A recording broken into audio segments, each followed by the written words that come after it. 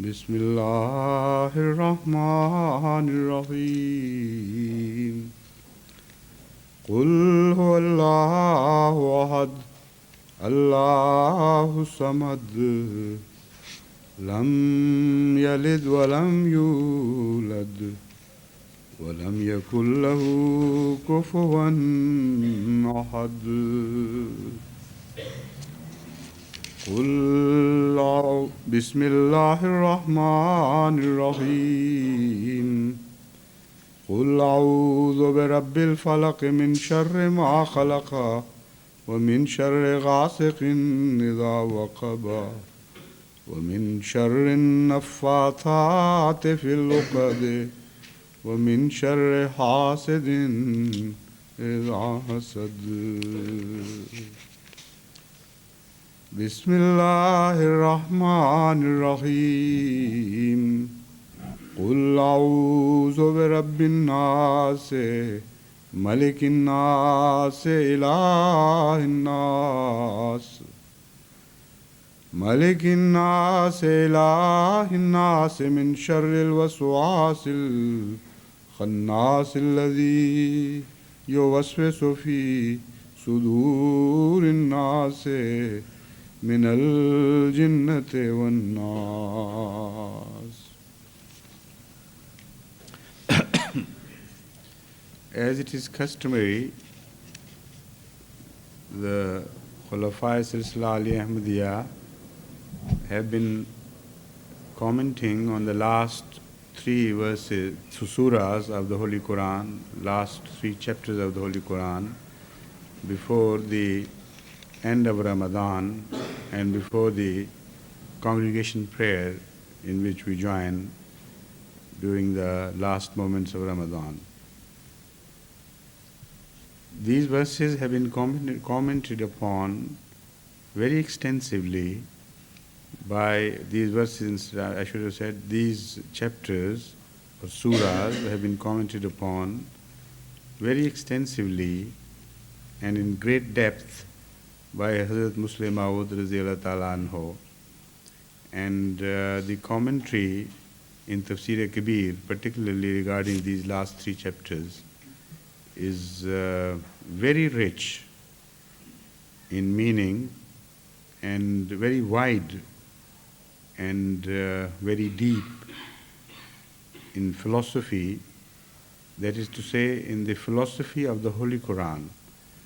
If you read these three, the commentary on these three chapters in the Tafsir Kabir, then you understand the very philosophy of the Holy Quran itself.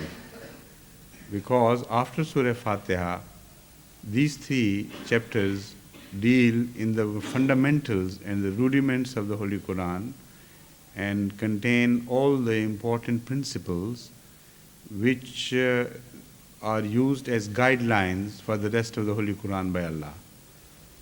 So that is a very interesting and very rich and rewarding reading if some of you who understand Urdu can spare some time to go through that. Although these commentaries in full have been published, Tafsir Kabir, but unfortunately, as I have assessed, many among the people who are living in the West can't understand Urdu well, so they are deprived of this treasure. And secondly, those who can read Urdu, they are so busy elsewhere, so occupied in other things, that they have not enough time left for the study of the Holy Quran as such. And for the study in detail of the Holy Quran, they have very little time whatsoever. When I say that, I don't mean genuinely they don't have time. What I mean to say is, this is their treatment of their time. Most unfair treatment, I must say, because time is to be spent on the best things of life, and a comparative order should be organized in one's mind so that where time belongs most, it should be spent most. Now, this is a very categorical statement, and in detail, when you work it out, it may not work out as it appears. The time belongs to God, of course, and the holy study of the Holy Quran is, of course, the very best thing on which you can spend the time. But in practical life, I fully agree that for the maintenance of material life and the material life system, most of one's time is occupied. So I'm not talking of that time which occupies one's professional pursuits. But I'm talking of afl. The Holy Quran has thrown light on this subject. يَسَلُونَكَ مَاذَا يُنْفِقُونَ. They ask you what should they spend in the cause of Allah. How realistic the approach is. Allah doesn't say everything completely. It says, قُلِ الْأَفْوِ. Whatever is left over for you, from that you spend. And if you can spend it all together, then spend all together. So similarly, when I'm talking of time, I have in mind that time which is left to you after performing the essentials for your survival. Then whatever is left to you, that has to be organized in your mind in order of preferences, and the preference should be given to the best things. When I say the service of the Holy Quran, that can be extended into all regions in which Holy Quran is served directly or indirectly. So if somebody is preaching, that is also the service of the Holy Quran, in that you employ the Holy Quran, the arguments based on the Holy Quran. You serve the cause of the Holy Quran as such by enrolling people into the believers list and so on and so forth. So all that is service.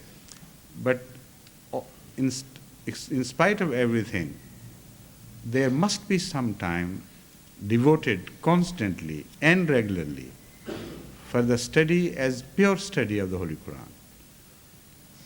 And that is where we are lacking. That is what I want to point out to you. So it just incidentally occurred to me that there is such a wealth of the Holy Quran explained and commented upon and made easy, like pre-digested food for you by Hazrat Muslim Maud in his Tafsir Kabir, which is now available. But how many people are there who really benefit from this treasure? If they do, then they'll be caught up by the interest itself. Then there will be no urging required for any organization to tell them to go on studying. Once you enter this world, then it draws you into it itself. So this is why I'm pointing out that after the Ramadan is over, if various organizations like Khudamul Ahmadiyya and Ansarullah, they can initiate people into this study somehow, the rest would become easy, and then the beauty and the charm of the study itself would do the remaining work for those whom we want to initiate into the study of the Holy Quran. The first surah which I have recited is Qul Huwallahu Ahad. Remind me of the approaching time, because I think we must have at least 20 minutes for the announcement prayer and prayer itself. Or if more, perhaps 25 minutes or 30 minutes will be all right? Because then we have to part in time for that. So we have only time about, say, roughly by 8:30 we should finish. Fine? This first surah, which is called Surah Ikhlas, deals with the unity of God. And this is the last word in the description of the unity in every direction. So comprehensive and so complete, and yet so short, that, as I mentioned earlier too, some companions of the Holy Prophet really fell in love with this surah. And in every prayer they would recite this surah among other surahs, and they simply couldn't dissociate themselves from the thought of this surah because it enamored them. And it is indeed a most beautiful description of Allah's unity. I'll try not to repeat things which I have already said about this surah in my earlier commentaries. Qul huwallahu ahad, say God is one. And ahad also means alone, one with none else. He is and nothing else is. That sort of unity is described. So we'll turn to that later on in establishing a connection between this surah and the following surah.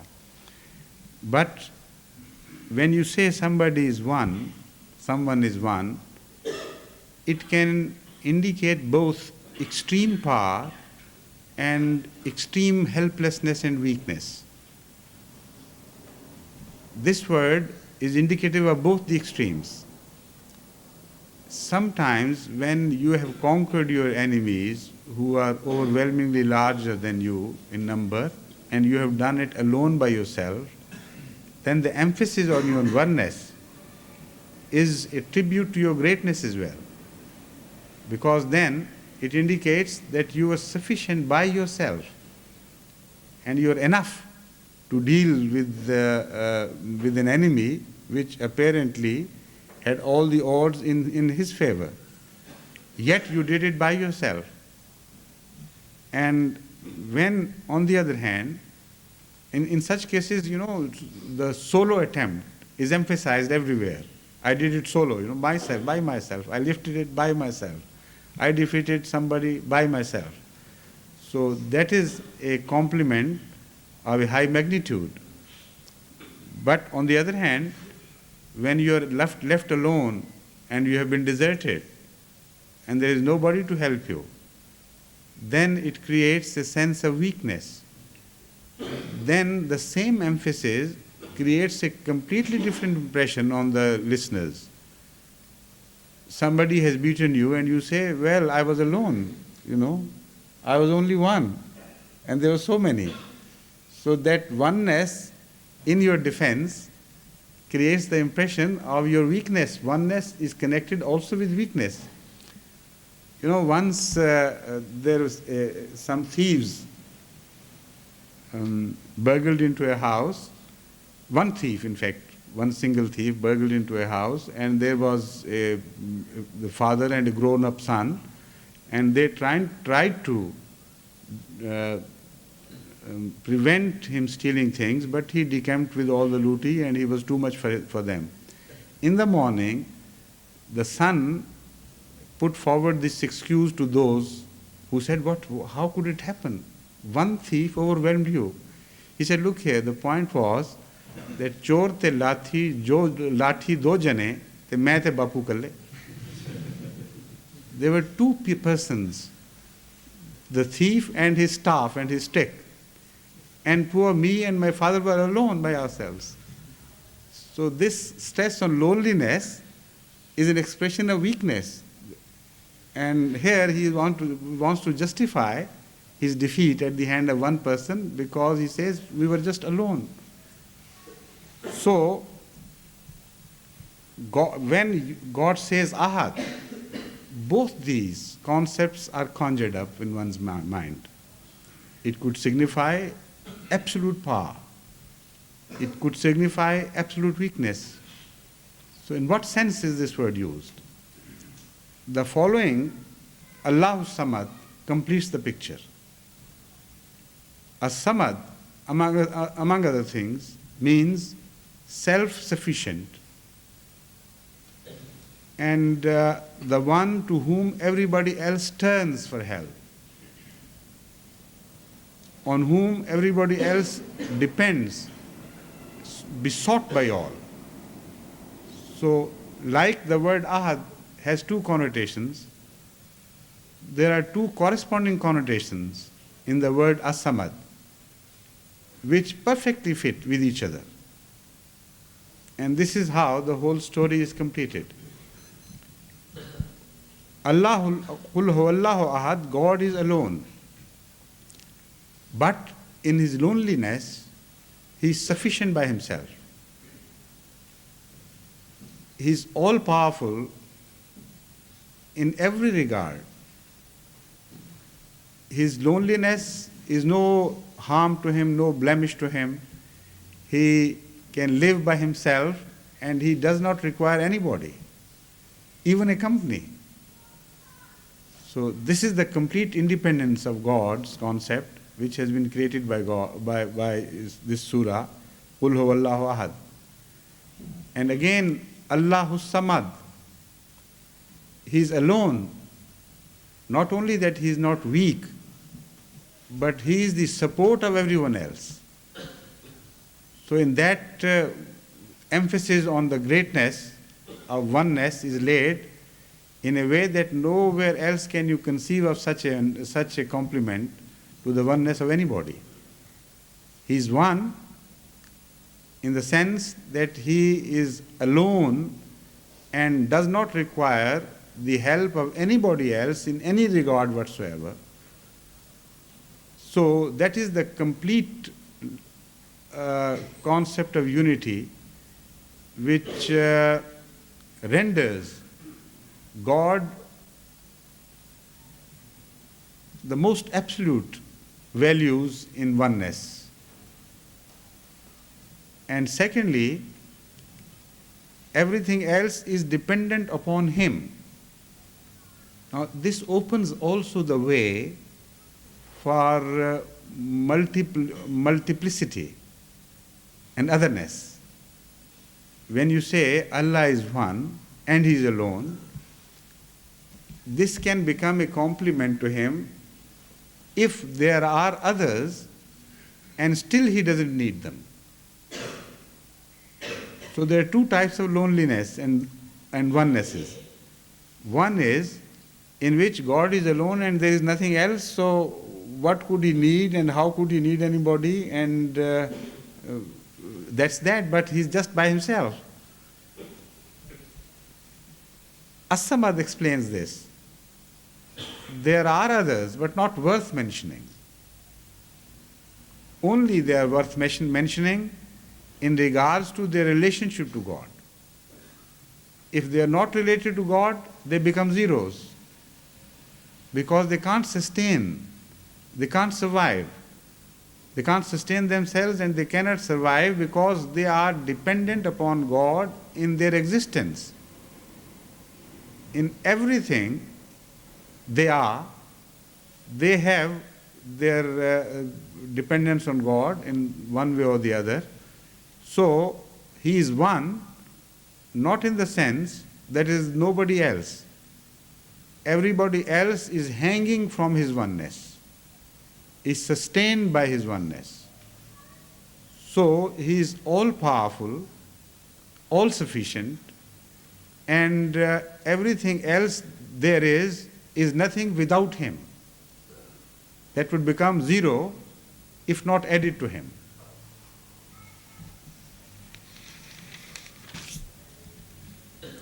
Lam yalid wa lam yulad. Now there is also a possible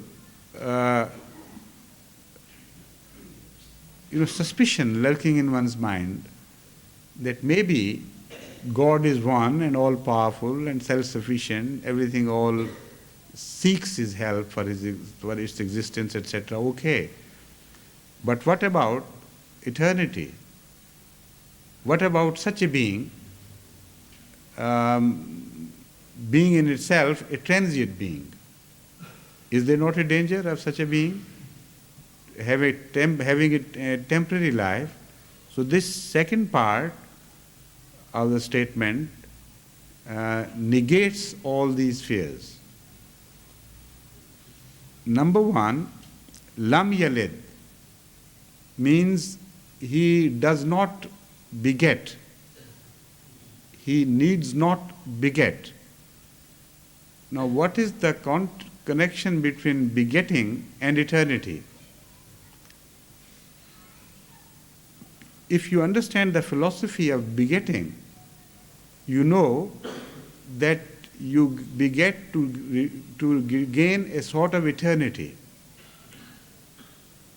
Every living organism has a limited period of life, limited span of life, and to give continuity to oneself, this system of reproduction is designed by God so that we have a measure of satisfaction that when I pass away, something like me will be left behind.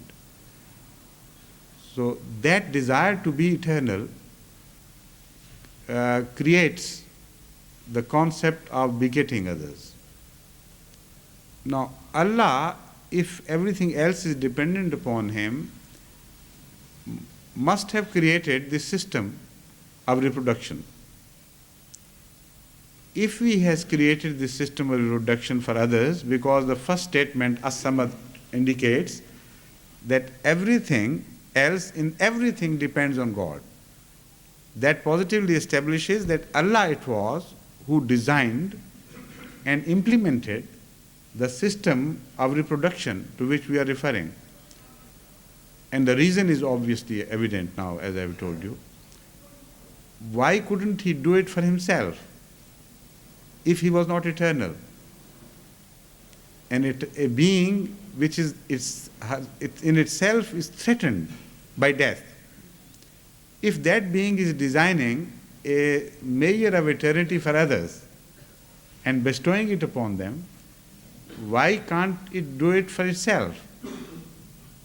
So this is why this declaration makes God eternal. He doesn't beget consciously. He knows that there is no need for Him to beget. Now that means if Allah wanted, He could beget. That's not a weakness in Him. He can't beget is a statement which is derogatory. But He does not beget is not a derogatory statement. It means that He does not need to.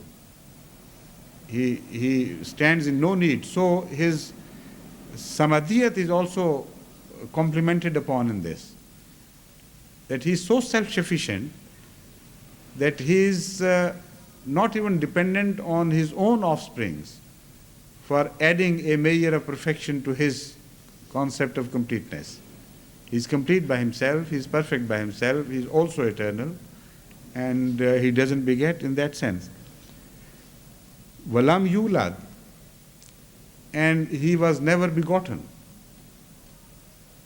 That is to say, He has become eternal not only as we look forward to the time, but as we look backwards in time, the same God is found ever as He is now.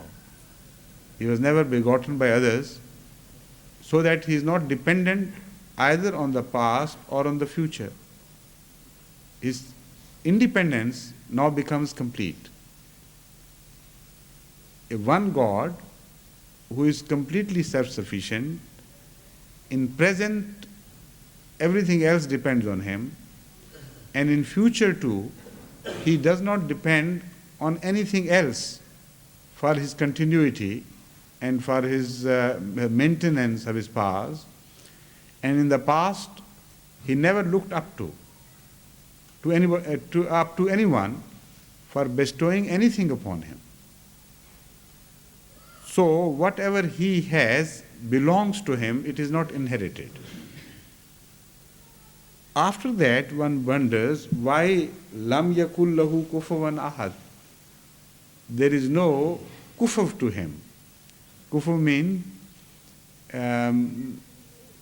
something which is built on the same pattern, which has the same traits, similar habits, similar style of life, and so on and so forth. This is why the word kufuv is used by Ahmad sallallahu alaihi wasallam regarding the betrothals. He has admonished us that we should seek for kufr. When we marry into those people who have our kufr, who have similar social habits and systems in life and preferences in life and so on, so that we just fit into each other perfectly. So Allah has no kufr. When Ahad denies the existence of everything else, independent existence, why should there be this emphasis on kufr by God?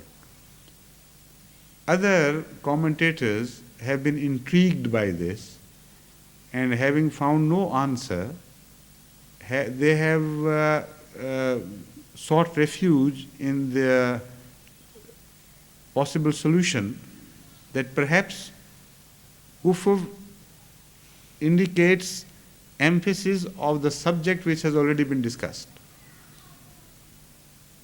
Lam yakul lahu kufuwan, according to these commentators, does not add anything to the description of God already made.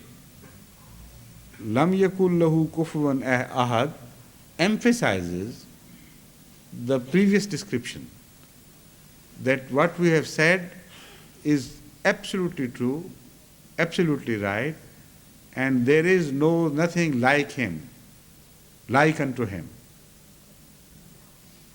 Hazrat Muslim Maud Radiyallahu Ta'ala Anhu has disagreed with this, and he says that this completes the picture of unity of God, and it is essential in its own right to be here, the word kufr.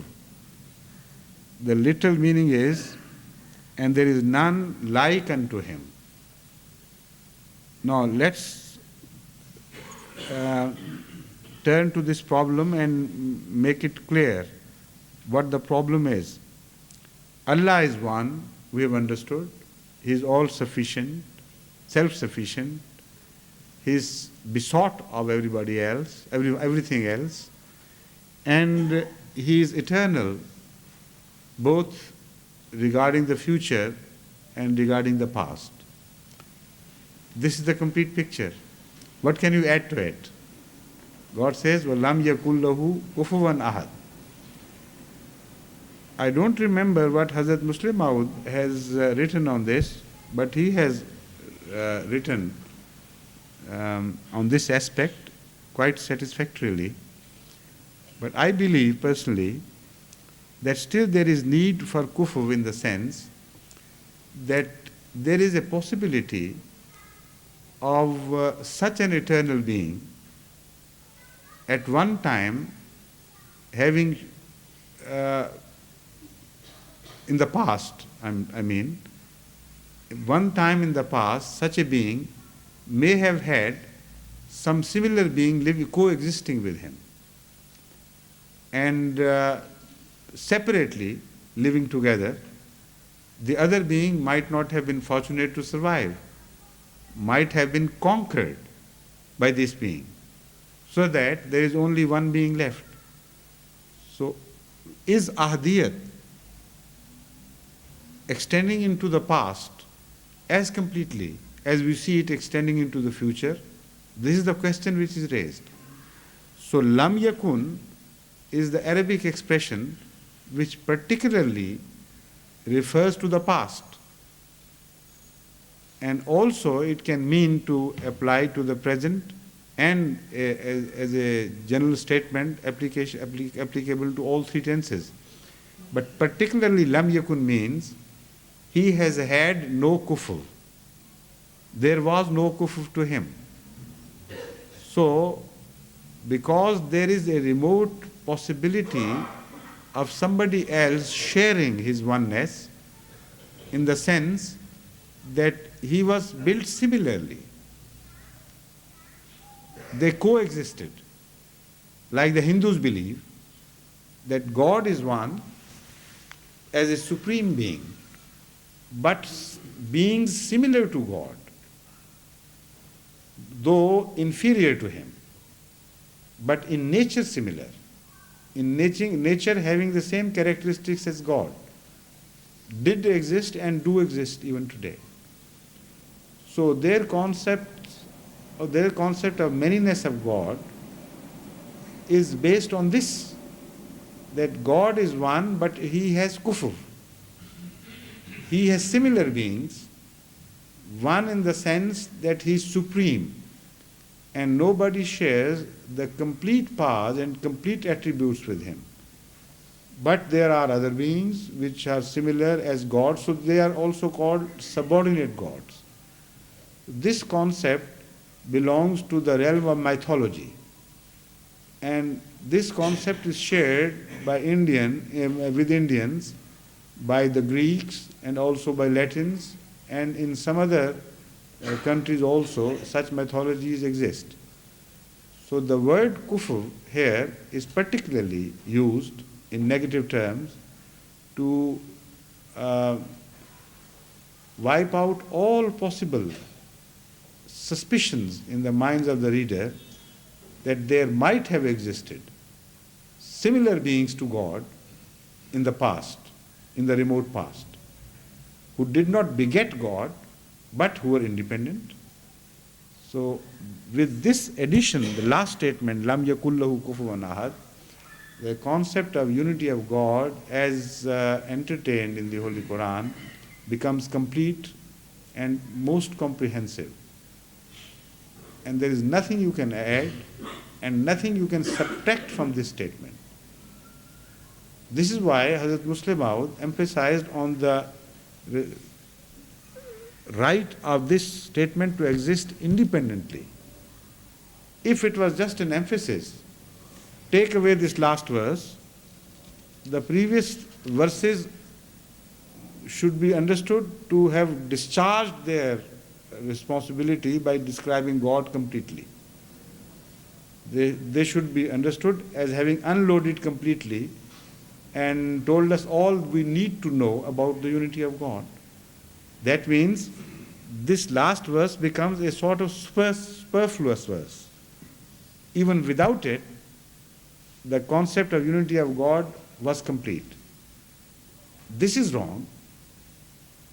This in itself is like attributing a slight blemish to this complete surah, in which surah every verse has an independent right to be there, and it fulfills a purpose in describing and completely describing the unity of God.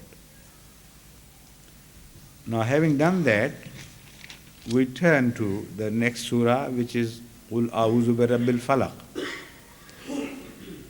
If God is so complete in oneness, and He is there, He is and none else is there, sort of thing, then why should there be so many other things? For that, opening window has been introduced in the very first verse, has been placed in the very first verse, and in the second verse, Allahu Samad. As I told you, Samad means besought of others. He is one, not in the sense that there is nothing else whatsoever, but in the sense that everything, whatever is there apart from him, is dependent on him.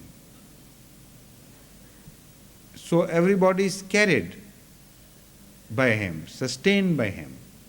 The moment he drops anything, it would fall into pieces and disappear into nothingness. So essentially, there is nothing else, because nothing else can exist by itself. As long as you are holding something, it is there. As you drop it, it finishes and destroys and is obliterated. That is the concept of oneness of God. So As-Samad requires the existence of other things beside God, but not besides, I should say, existence of other things which are entirely dependent for their existence on God, which means that God is the creator of everything else. Now, this differentiates this concept from the Hindu concept of coexistence of matter with God. Although they also believe that matter as compared to God is devoid of powers. It depends upon God for its internal reactions and reorganizations, so that new things always emerge from the dead matter. This Hindu concept is similar to the concept of Aristotle, who also beheld the eternity of God together with the eternity of matter. But the difference between Aristotelian concept and the Hindu concept is this, that Aristotle does not consider God necessary for promoting changes in the material world. And he thinks that the matter is progressing by itself with an inner urge to proceed towards a perfection. Why should matter do it? Aristotle has no answer for that. But he believed that this is how we have found things. Everything is changing. Everything is changing towards a higher being. That is what we observe. So, everything must have an innate quality of improvement. What that quality is, we are moving towards an ideal concept of perfection. That is what Aristotle thought. But the Hindu mythology has a more positive concept of God than this. Hindus believe that although matter coexisted with God, but it needed God for bringing about changes in itself.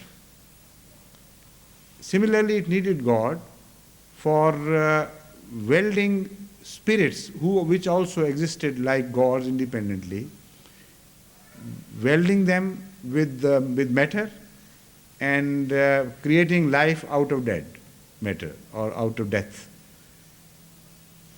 This verse, Allahu Samad, negates all these concepts and creates a concept of dependence of everything else upon God in every sense, in complete sense.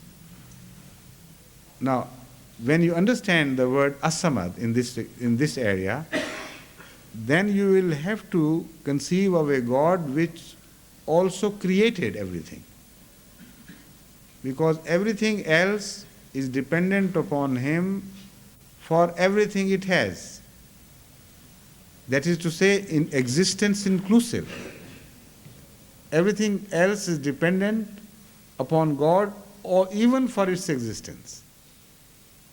That means if it existed independently, then God would not be Samad.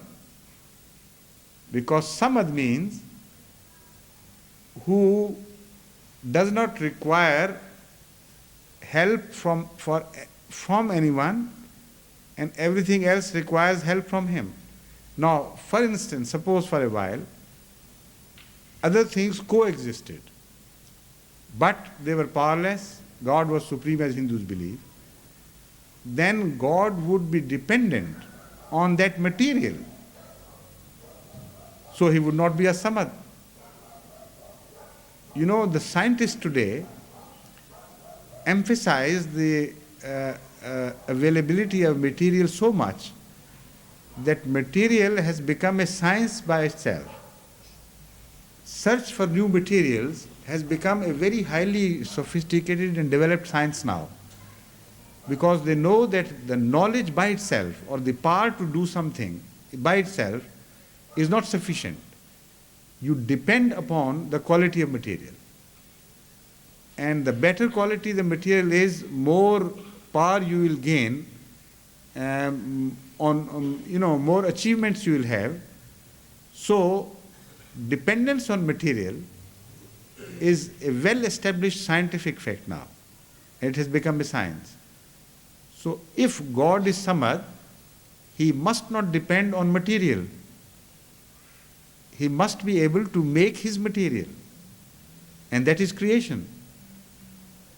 So the word as-samad is a most wonderful word placed here, and it serves a very essential purpose, and from it emerges the concept of God being creator of everything.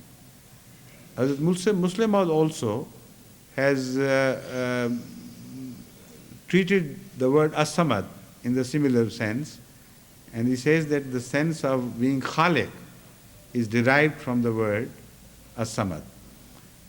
So once you understand the unity of God in this sense, he is there, but he has always been creating others.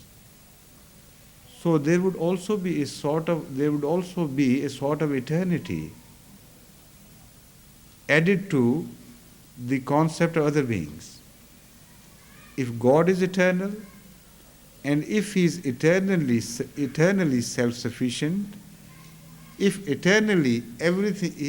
he was eternally besought, so there have to be other things eternal,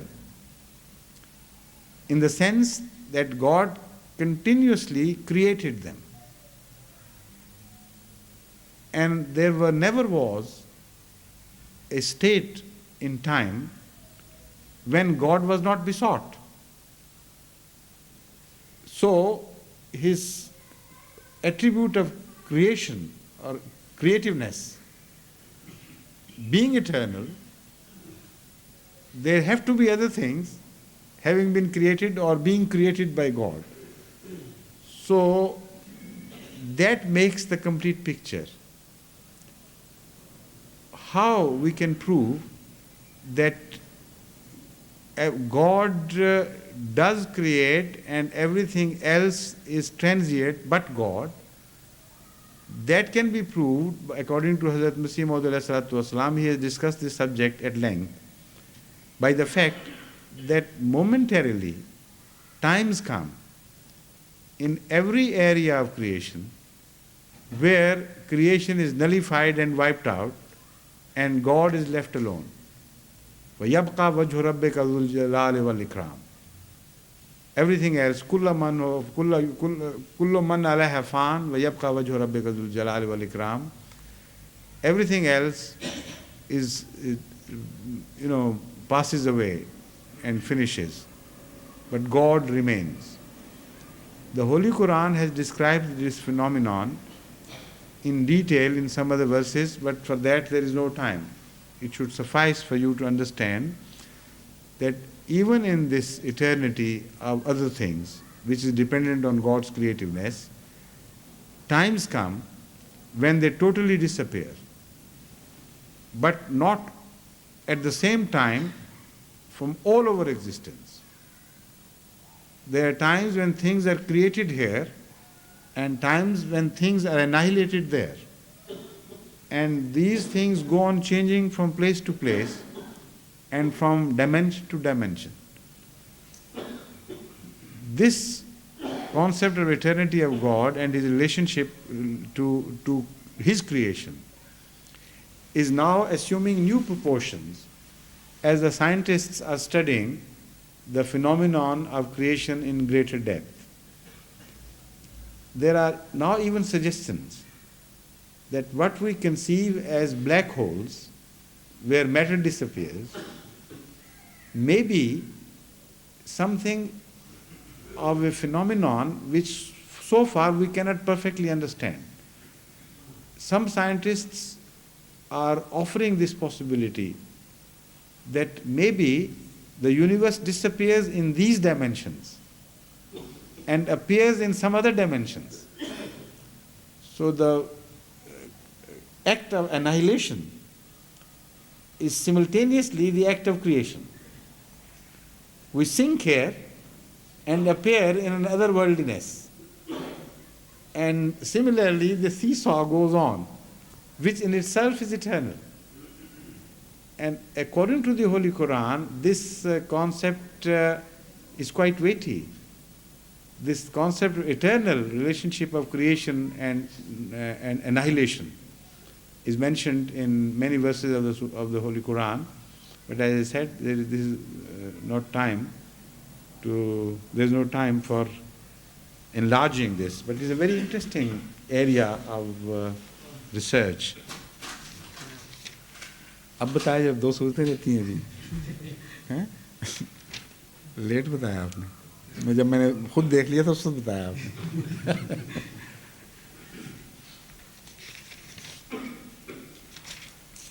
Qul a'udhu bi rabb. Now I'll say a few things.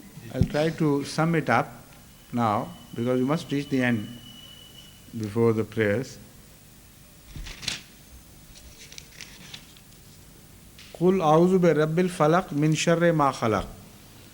I have spoken at length in my previous darses of 2 years or 3 years here in England, and also before I came to England in Pakistan for 2 years. Let me first here pick out the word shar and say a few more things about this.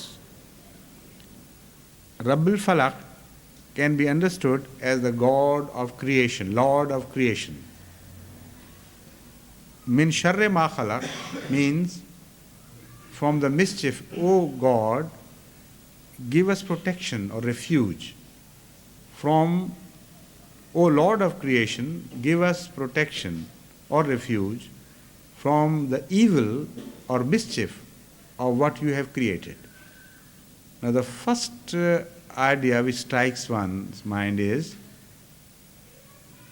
does God create everything evil? Is there no goodness in things? Why everything which God creates must have an evil aspect? And why should we seek refuge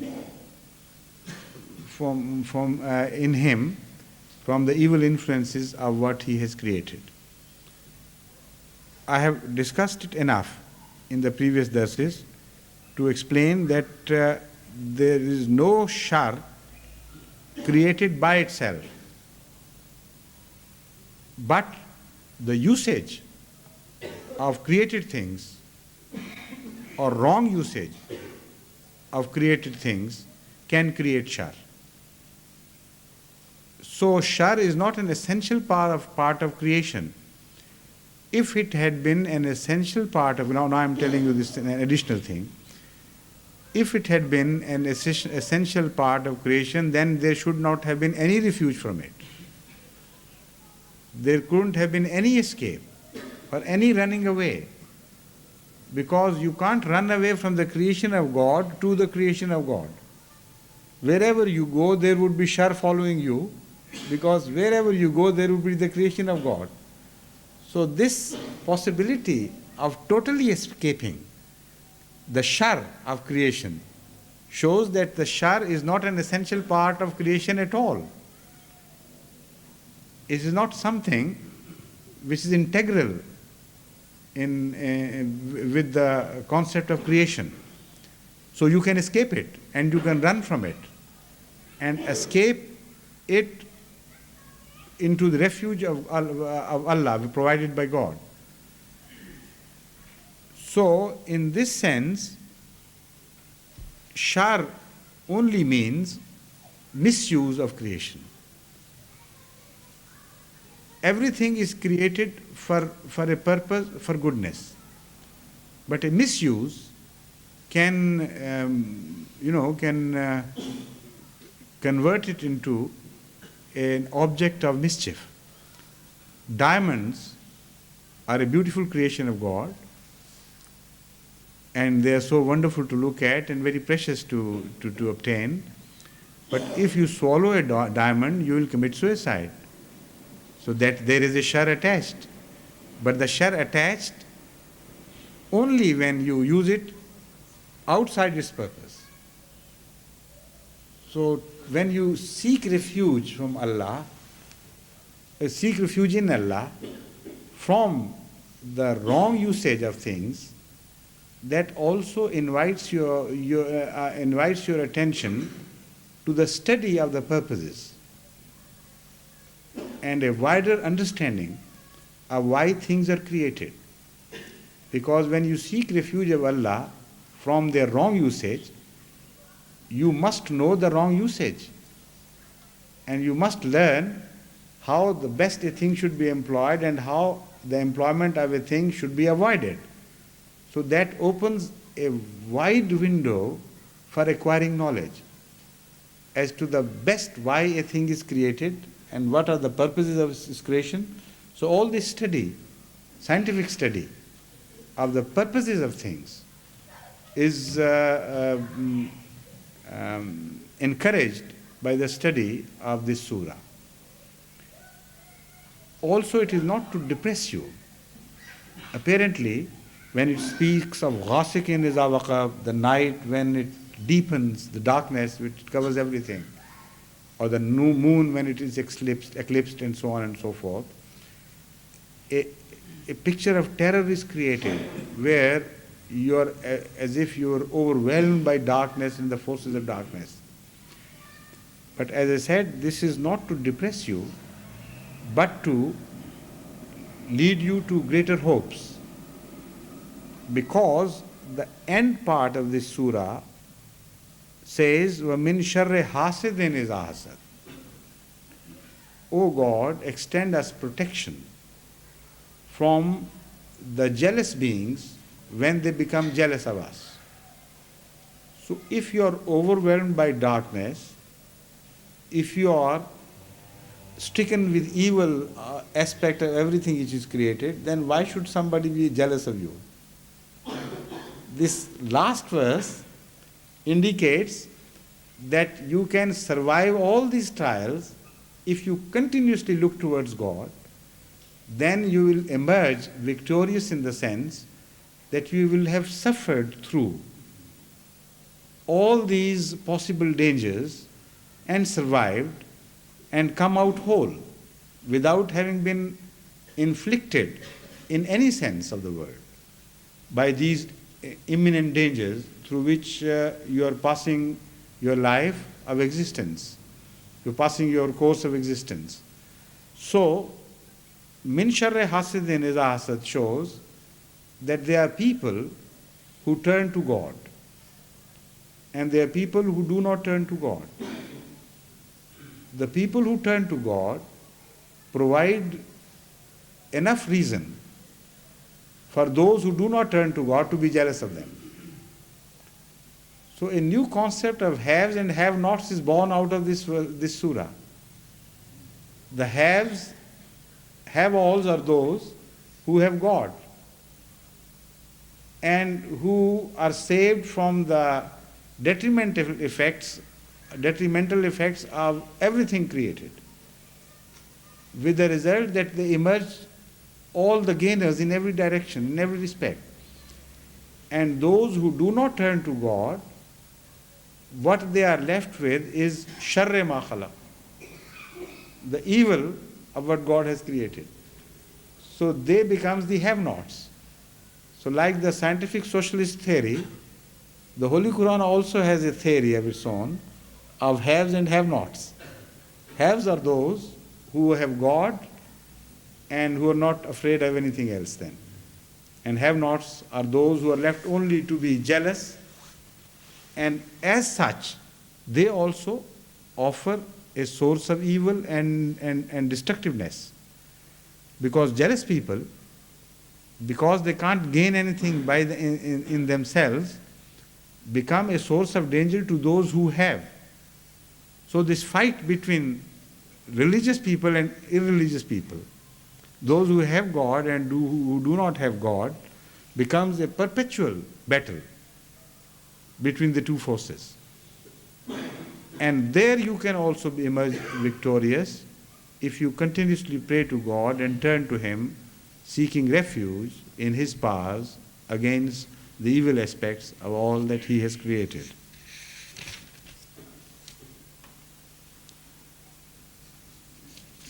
Here, khalq is mentioned as such. In the last surah, the most advanced form of khalq is mentioned. And not only the advanced form, but within that advanced form of khalq, that is creation, there are other peaks rising from within that khalq. they are also mentioned in this surah under the title Jinn. Jinn means, among other things, great people, the capitalists, or the leaders, and so on and so forth. So, when you read this surah, as against the previous surah, which discusses khalq as such, the creation of God, inanimate and animate, all inclusive. This surah now concentrates on the creation of man and the dangers inherent upon that creation. Still, if you save yourself from all other dangers attendant upon the creation of God, if you misuse it, of course, between yourselves, between nas and nas, there are relationships potent with dangers. And there are three types of relationships. They have been categorized in three areas by Allah in this verse. One, relationship of rububiyat, that is economic relationships. Secondly, relationship of sovereignty, statehood. The relationship between man and the governments, or between governments and governments. And thirdly, relationship based on religious concepts, that is uluhiyat. So if you study the area of human various areas of human relationship, this statement is summed up so perfectly and so beautifully that there is nothing else left which you can conceive. All human relationships fall into these three most important and fundamental categories, and everything else is subordinate. That is economic relationship, governmental relationships or state relationship, and religious relationship. After that, nothing else is left. In all these relationships, there are inherent dangers. So you are invoking the real and the ultimate and the absolute Rabb, that is sustainer, the Lord of provisions. And you are invoking this attribute in him and asking for his refuge, begging for his refuge from all other human beings, because An-Nas here refers to all other human beings, which means there is a struggle between every individual and the rest of the society. Every individual must exist, and as far as possible, he must obtain his rights from the rest of the society regarding his survival economically. So because the rest of the society, An-Nas, here are pitched against one man, and a lot is going to be said and done in this region, philosophically and scientifically. All that which was to be done in future, the seed for that is sowed in this verse, and that has been indicated in this short statement. That there is a relationship based on economy in which every man will be pitched against the society as such.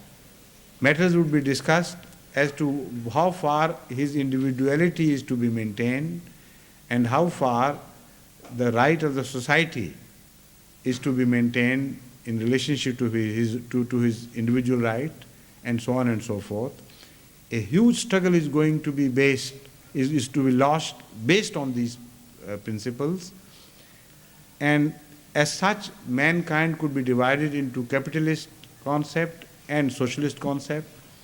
In the previous, greater emphasis would be given to the individuality at the cost of the social values and the rights of others as such, and on the other hand, balance will tilt in the favor of society as such, and individual can be deprived of his due rights economically in this sense of sustenance. Similarly, you can extend this to the other two statements. And in a nutshell, you enter a great war of survival for the fittest, where your individual's interest is concerned. Allah advises you that you turn to God. Place the concept of ultimate overlordship in the system of provisions and sustenance in God. Place your confidence in God as ultimate sovereign. Place your confidence in God as the true being worthy of allegiance and worthy of worship. And seek refuge in Him, then you will be saved from all the detrimental effects, all the evils attendant upon these future fights or regions of struggle, which have been mentioned in this verse. Why I am saying this is explained by the verse, min sharril waswasil khannas, allazi yuwaswisu fi sudurin nasi min al jinnati wan nas.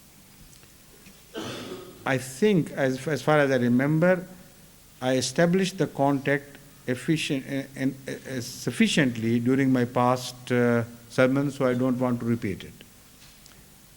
Let it suffice here for those who have newly joined us that min sharril waswasil khannas opens the window for all the future philosophies to be created regarding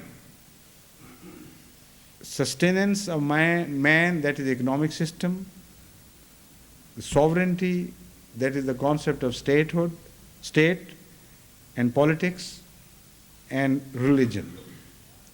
And in all these three regions, we are warned that new philosophies would be born, which would be satanic philosophies, which will, if you are led by them, you will be destroyed, they will mislead you, and God is warning you that ultimately all these areas would be used by Satan extensively. He will breathe into people's mind, people, both the proletariats and the bourgeois, because it says minal jinnati wan nas. They will be breathed into by Satan, and new ideologies, new concepts, new philosophies would be born pertaining to all these regions, which may mislead you. So the only answer left for you is to turn to God and seek His protection and come under His refuge. Accept the Quranic philosophy, that is to say, when we seek refuge of God, how can we ignore the word of God? So that is to say, turn to the Quran, have faith in the Quranic philosophy, reject every other philosophy which opposes the Quranic philosophy, the Quranic concept of all these three important areas of human activities and human interests, and that should suffice you. So seek refuge in Allah also means seek refuge in the Holy Quran. And with the help of Holy Quran, you will be able to fight effectively all the modern philosophies attacking the truth as we understand it from the Holy Quran.